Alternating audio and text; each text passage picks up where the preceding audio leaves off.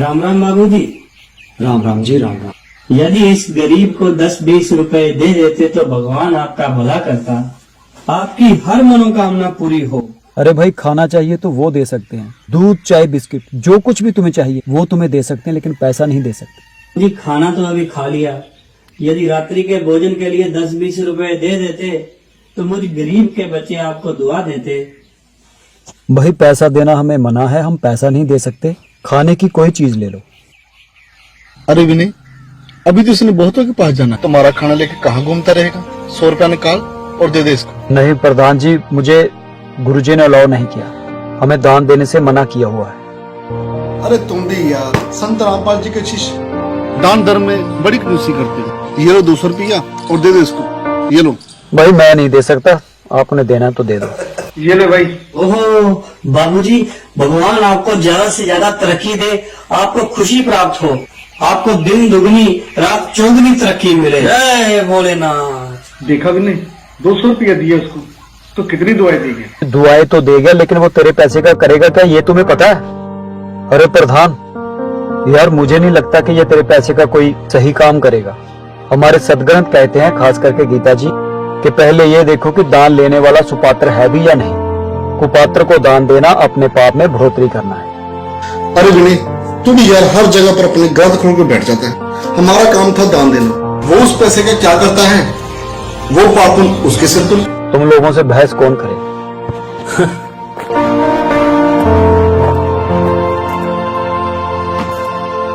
ये बच्चा स्कूल जाने की बजाय जहां क्यों बैठ गया?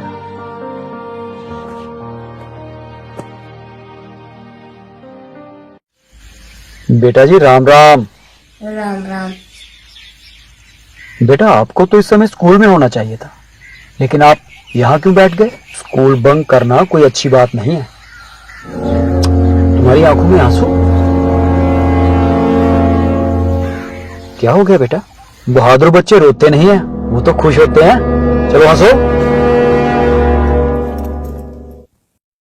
अच्छा ये बताओ, तुम्हारा नाम क्या है? लक्षित। लक्षित। तुम लक्षित और मैं विनय दीक्षित, हम दोनों फ्रेंड हुए ना? फ्रेंड? हाँ ये हुई ना बात। अब बताओ तुम स्कूल क्यों नहीं गए? मेरे पास फीस नहीं है, मेरे पापा बीमार है, वो मेरी फीस नहीं दे सकते। प्रिंसिपल मैडम ने कहा कि यदि तुम फीस नहीं दे सकते तो स्कूल भी मत आना। ये स्कूल है, ये धर्मशाला नहीं। ये तो बहुत बुरी बात है बेटा। कितनी फीस है तुम्हारी? 2700 रुपीज।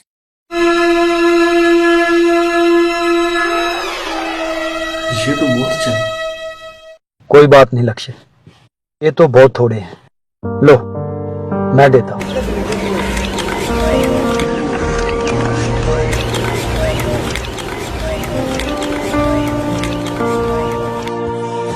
ये लो रखो।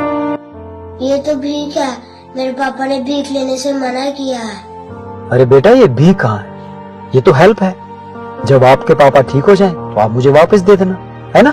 चलो रखो, ये लो रखो। Thank you thank you thank you sir. Okay okay जाओ। ये लो बेटा। अरे ये काम तो तूने बहुत बढ़िया किया। अरे मैं कौन होता हूँ करने वाला, सब परमात्मा करने वाले हैं। आज मैंने शाम को पास के गांव में जाना है, चलोगे? चलेंगे अगर आप कहोगे तो। क्यों नहीं? चलो निकले, काफी टाइम हो गया। हाँ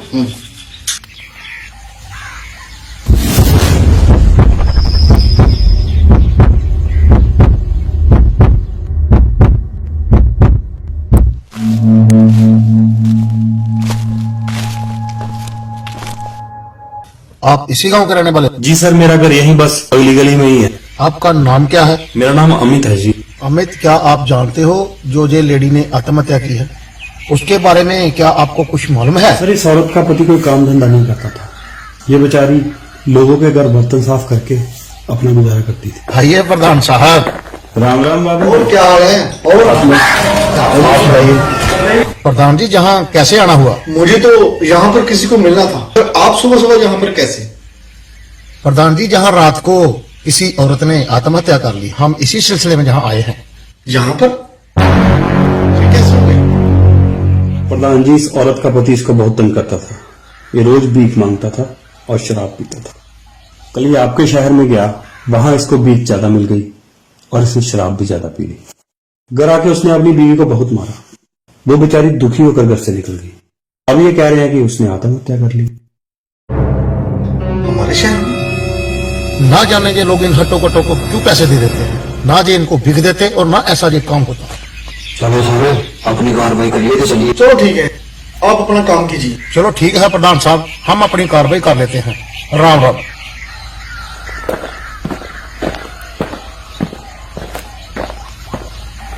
देख तो मैंने भी दी थी, कहेंगे चलो देखता हूं।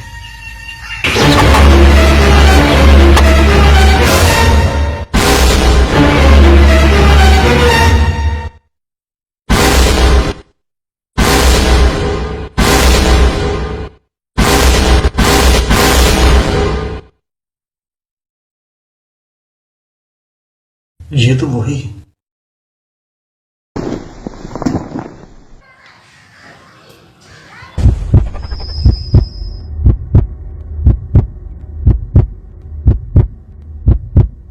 प्रधान जी चाय पीजिए, ठंडी हो रही है।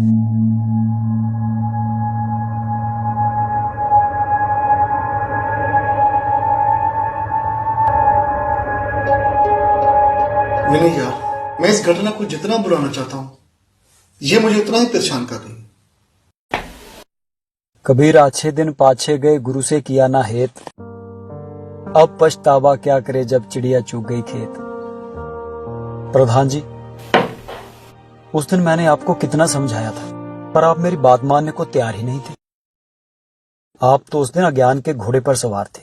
सही कहते हो यार, यदि मैं उस दिन तुम्हारी बात मान लेता तो आज मैं उस पाप का भागीदार ना होता। तो अब आप इस बात को मानते हैं ना कि आपने जो दान दिया था वो गलत था। क्या फायदा हुआ आपके उस दान देने का? आपके वो दान देने से एक औरत को अपनी जान से हाथ धोना पड़ा। ना आप उस भिखारी को पैसे देते, ना वो शराब पीता, ना उस औरत की जान जाती। उस औरत की आत्महत्या में जितना दोषी उसका पति है, उतने दोषी आप भी हो। अब गुरु के बिना जो दान करा वो व्यर्थ है। उधर कह रहे हैं कि जो किया वो मिलेगा ही मिलेगा, तो इसके पीछे एक राज है। इसको अध्यात्म ज्ञान कहते हैं। अब जैसे किसी ने खूब दान किए हैं, भंडारे लगाए हैं और कंबल बांटे हैं, कितने प्याऊ बनवा दी है, पक्षियों को दाने भी डाले हैं, तो अगले जन्म में गुरु ना बनाने से उसको मनुष्य जीवन नहीं मिलेगा। नेक्स्ट जीवन मान लीजिए वो कुत्ता बन गया अगले जन्म में, और कुत्ता बनकर आप देखते हो आजकल एक कुत्ते के लिए कितनी फैसिलिटीज दी जाती हैं उस सेठ साहूकार के द्वारा जो कुत्ते को पालता है। अलग से उसका रूम होता है, कमरा, और उसमें एसी लगे हैं, कूलर भी लगा, पहले कूलर लगाते थे, आजकल एसी लगाए जाते हैं उनके लिए। और उसके खाने को भी बहुत अच्छा भोजन मिलता है। दिन में नौकर नवाते हैं, खूब सैर सपाटे कराते हैं। और फिर क्या होता है, गाड़ी में वो कुत्ते का मालिक तो ड्राइवर बनता है और कुत्ता मालिक की सीट पर बैठकर ऐसे गर्दन निकाल कर बाहर देखता चलता है ठाठ से। अब उस कुत्ते ने पिछले जन्म में बिना गुरु किए दान धर्म किए वो मालिक ने दे दिए उसको। आम व्यक्ति को भी वो सुविधा उपलब्ध नहीं है जो उस कुत्ते को उपलब्ध है। कार भी है, ड्राइवर भी है, एसी रूम है, खाने को संशोधित भोजन भी है, बहुत बढ़िया आहार है, सारा उसको प्यार मिल रहा है। अब इस जन्म में उसने जो कुछ भी करा था पूर्व जन्मों में, वो बगैर गुरु के वो सारा पुण्य दे दिया काल भगवान ने। वो देना पड़ता, जैसे कर्म करेगा वैसा फल तो देगा ही देगा। लेकिन वो सुविधा मिली कुत्ते के जीवन में, और नेक्स्ट जीवन उसका सूअर का होगा। अब बताओ फिर उसने कौन रखा गाड़ी और कारों में अलग रूम बना के। बस यही बात मुझे झंझोड़ रही है।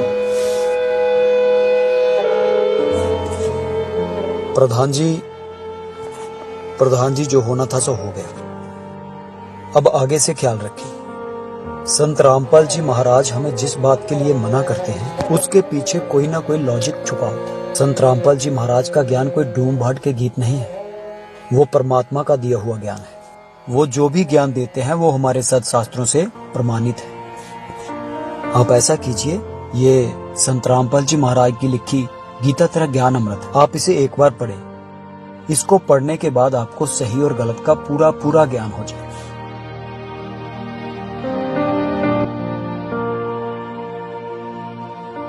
ठीक है विनय, मैं इसे जाके ही पढ़ना शुरू करता हूँ। अब मैं जल्दी निकलता हूँ, तुम्हारी भाभी घर पे इंतजार कर रही हूँ। ठीक है? ओके, चलो ठीक है। जय बंदी छोड़। धर्म का नाश नहीं होता।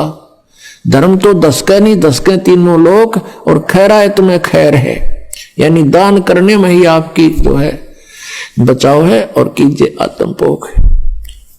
तो पुण्यात्माओं, पहले आपको सुख देता है भगवान, कितने दयालु हैं, और फिर अंदर से प्रेरणा करते हैं कि भी दान करूंगा। अब देखते हो यहां पर कितना पुण्य हो रहा है। अगर विश्व में कहीं आपको ठिकाना है 2 पैसे धर्म में लगाने के, तो ये बरवाला आश्रम है। नहीं तो पूरे विश्व में शास्त्र विधि को त्याग कर मनमाना आचरण हो रहा है, और ऐसे स्थान पर किया हुआ दान वो कुपात्र को दिया जाता है।